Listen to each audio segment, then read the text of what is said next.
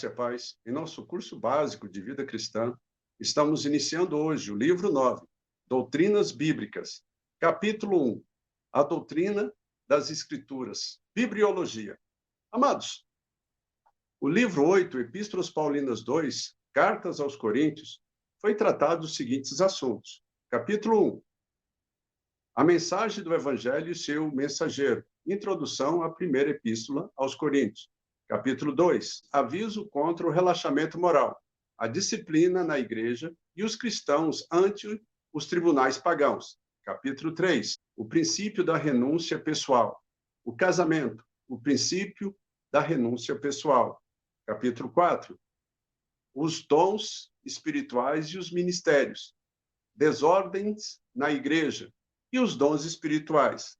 Capítulo 5, a relação entre amor, profecia e línguas, o amor e o exercício dos dons.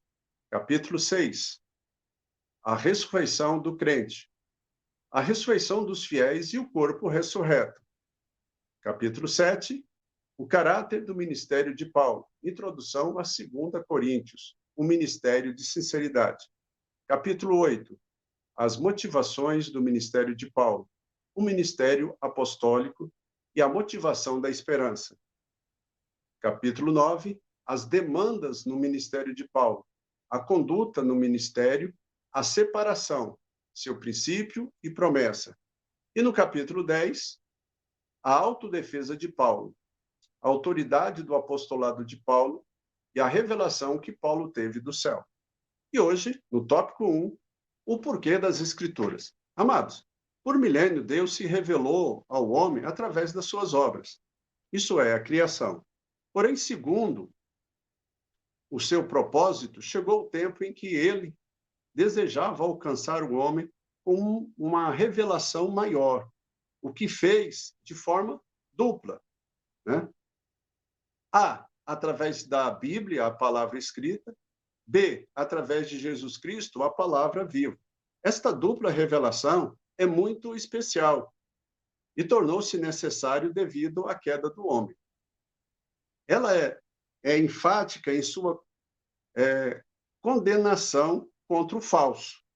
Adverte contra as doutrinas dos homens, a doutrina dos fariseus, os ensinos de demônios, contra os que são levados ao redor por todo o vento de doutrina. Entretanto, se por um lado a Bíblia condena o falso, por outro, igualmente, exorta e recomenda a verdadeira doutrina. Assim, nas Escrituras, a doutrina é reputada como boa, sã, segundo a piedade de Deus e de Cristo. Entenda, amados, desse modo, o estudo das Escrituras se impõe como o principal meio do homem natural vir a conhecer Deus e sua vontade, e do crente conhecer o propósito santificador de Deus para si e para todos os salvos. Amém? Então, a necessidade do estudo das Escrituras, nós temos alguns textos bíblicos que falam disso. 1 Pedro, capítulo 3, verso 15, 2 Timóteo, capítulo 2, verso 15, e Isaías 34, versículo 16, o Salmo 119, versículo 130. Então, o estudo desses versículos nos conduz a dois pontos de suma importância, que são, primeiro, por que devemos estudar a Bíblia? A, ela é o manual do crente na vida cristã e no trabalho do Senhor. Sendo a Bíblia o livro-texto do cristão, é imperioso que este o maneje bem para o eficiente desempenho da sua missão, como diz lá em 2 Timóteo, capítulo 2, verso 15. Letra B. Ela alimenta nossa alma. Mateus, capítulo 4, versículo 4, e Jeremias, capítulo 15, versículo 16. Então, ela é tão indispensável à alma como o pão é ao corpo. Nas passagens citadas, ela é comparada ao alimento diário. Porém, este só nutre o corpo quando é absolvido pelo organismo. Amém? Letra C. Ela é um instrumento que o Espírito Santo usa. Efésios 6, 17. Amados, Se em nós houver abundância da palavra de Deus, o Espírito Santo terá o instrumento com que operar. Então, na vida cristã diária e no trabalho do Senhor, de um modo geral, o Espírito Santo só nos lembra textos bíblicos preciosos se o conhecermos. Uma questão: terá você a possibilidade de lembrar algo que você não sabe? É claro que não, né? Então, eu tenho que conhecer para receber discernimento, revelação, amém? Letra D, ela enriquece espiritualmente a vida do salvo. Salmo 119, versículo 72. Então, a pessoa que procura entender a Bíblia somente através de percepções intelectuais, muito cedo desistirá disso. Só o Espírito de Deus conhece as coisas de Deus e traz revelação. Segundo, como devemos estudar a Bíblia? Letra A, leia a Bíblia conhecendo o seu autor. Mas observe, ela é o único livro cujo autor está presente quando se lê. Então, para compreender este livro singular, não basta lê-lo apenas. Necessário se faz analisar detidamente as suas declarações. Façamos como Maria, que aprendia aos pés do mestre, pois é o melhor lugar para se aprender. Letra B. Leia a Bíblia diariamente. Então, entenda isso. Não basta assistir os cultos, ouvir sermões, testemunhos, assistir estudos bíblicos, ler bons livros de literatura cristã. É preciso a leitura bíblica, individual, pessoal e diariamente. Amém? Letra C. Leia a Bíblia com a melhor atitude mental e espiritual. Entendendo, a atitude correta é estudar a Bíblia como a palavra de Deus e não como uma obra literária qualquer. Estudar a Bíblia com o coração em atitude de reverente devoção e não apenas com o intelecto. Amém? Letra D. Leia a Bíblia com oração, devagar e meditando. Na presença do Senhor, em oração, as coisas incompreensíveis são esclarecidas. A meditação aprofunda o sentido. Letra E, leia a Bíblia toda, de Gênesis a Apocalipse. É a única maneira de conhecer a verdade completa dos assuntos tratados nela, visto que a revelação de Deus mediante ela é progressiva. Você não recebe a revelação de uma vez, ela vem em porções à medida que você vai amadurecendo, você vai crescendo. Amém? Jesus, nós temos que entender isso. Jesus, ele é o tema central das Escrituras. Ele mesmo declara isso, lá em João, no capítulo 5, versículo 39. Examinai as Escrituras, porque julgais ter nelas a vida eterna, e são elas que testificam de mim. Amém? Então, se olharmos com cuidado, veremos que em tipos, figuras, símbolos, profecias, Jesus ocupa o lugar central das Escrituras. Isso além da sua manifestação, como está registrada em todo o Novo Testamento. Amém?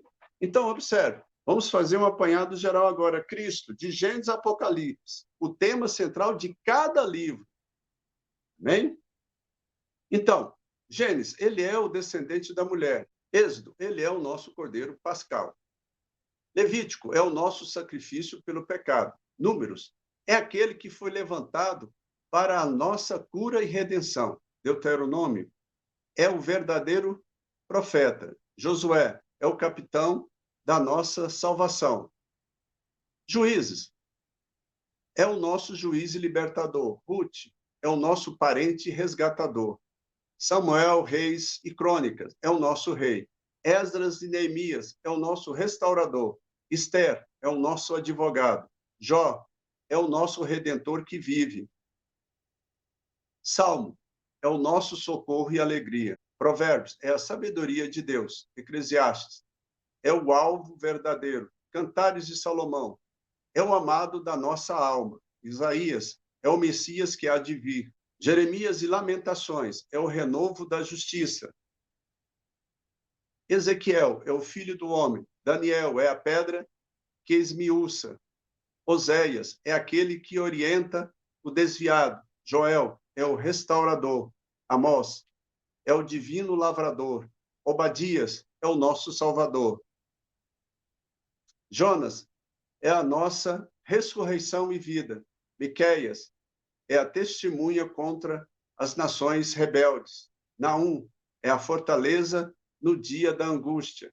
Abacuque é o Deus da nossa salvação. Sofonias é o Senhor zeloso. Ageu é o desejado de todas as nações. Zacarias é o renovo da justiça. Malaquias é o sol da justiça. Mateus é o Messias prometido. Marcos é o servo de Deus. Lucas é o filho do homem. João é o filho de Deus. Atos é o Senhor redivivo. Romanos é a justiça nossa. 1 Coríntios é o Senhor nosso. 2 Coríntios é a nossa suficiência. Gálatas é o nosso libertador do jugo da lei. Efésios é o nosso tudo em todos. Filipenses é a nossa alegria. Colossenses é a nossa vida. 1 Tessalonicenses é aquele que há de vir. 2 Tessalonicenses é o Senhor que vai voltar. 1 Timóteo é o nosso mestre. 2 Timóteo é o nosso exemplo. Tito é o nosso modelo. Filemão é o nosso Senhor e mestre. Hebreus é o nosso intercessor junto ao trono de Deus. Tiago é o nosso modelo singular. 1 Pedro é a preciosa pedra angular da nossa fé. 2 Pedro é a nossa força.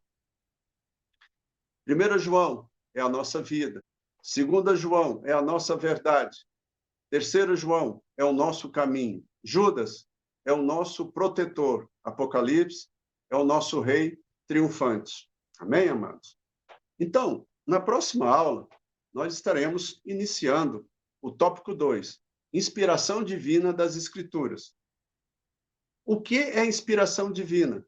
Qual a razão da unidade e harmonia das Escrituras? Amém? Amados, observe.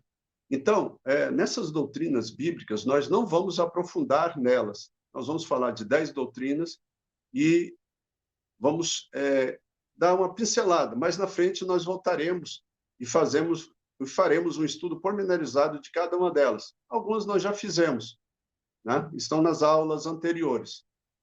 E nosso objetivo é esse, conhecer, prepararmos para estarmos cada vez mais próximos do Senhor.